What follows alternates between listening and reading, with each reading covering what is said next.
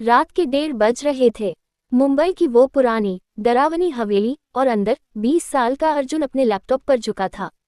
बाहर बारिश की बूंदें और अंदर सन्नाटा। अचानक खर्रर्रच बेसमेंट से आवाज आई। कोई चीज जमीन पर जोर से घिस रही थी।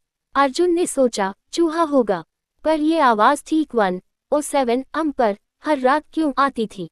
अर्जुन ने हिम्मत की। उसने पुराना जंग लगा बेसमेंट का दरवाजा खोला। क्रीक।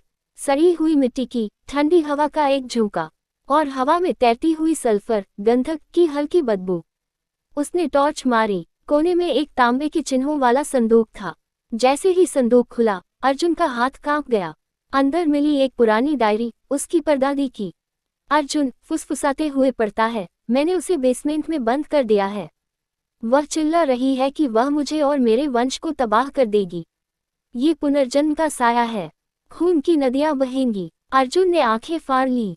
डायरी के आखिरी पन्ने पर थी उस औरत की भयानक तस्वीर, गले पर रस्सी के निशान और उसकी आंखें केवल कालापन। उस रात के बाद हवेली नरक बन गई।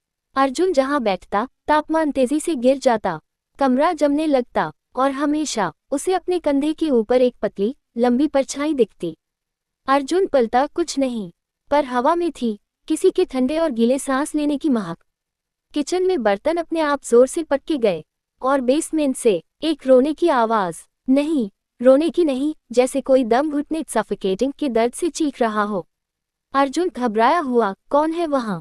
अगली रात अर्जुन सोया हुआ था। अचानक उसे लगा जैसे उसके सीने पर लोहे का वजन रख दिया गया है। उसकी आंख खुली। सामने ठीक उसके चेहरे के ऊपर एक विकृत डिस्टॉर्टेड चेहरा था। आंखें पूरी सफेद, बाल जमीन तक लटके हुए। उस साये ने फुसफुसा कर कहा ठीक उसके कान में, साया, तुमने मुझे आजाद कर दिया है। अब मैं तुम्हारा हूँ। तुम कौन हो, मेरे पति या मेरे बेटा? अर्जुन का गला सूख गया, वह चीख भी नहीं सका। साया तेजी से नीचे झुका। अर्जुन ने महसूस किया बर्फ जैसे ठंडे नाखून उसके सीने पर गड़ रहे हैं। जब सुबह हुई तो अर्जुन के सीने पर 5 गहरे लाल खरोंच के निशान थे। अर्जुन भागा, डायरी पढ़ी। उसे पता चला इस पुनर्जन्म के साये को खत्म करने के लिए एक अंतिम बलिदान चाहिए। वह हवेली के सबसे पुराने हिस्से पूजा घर की ओर भागा।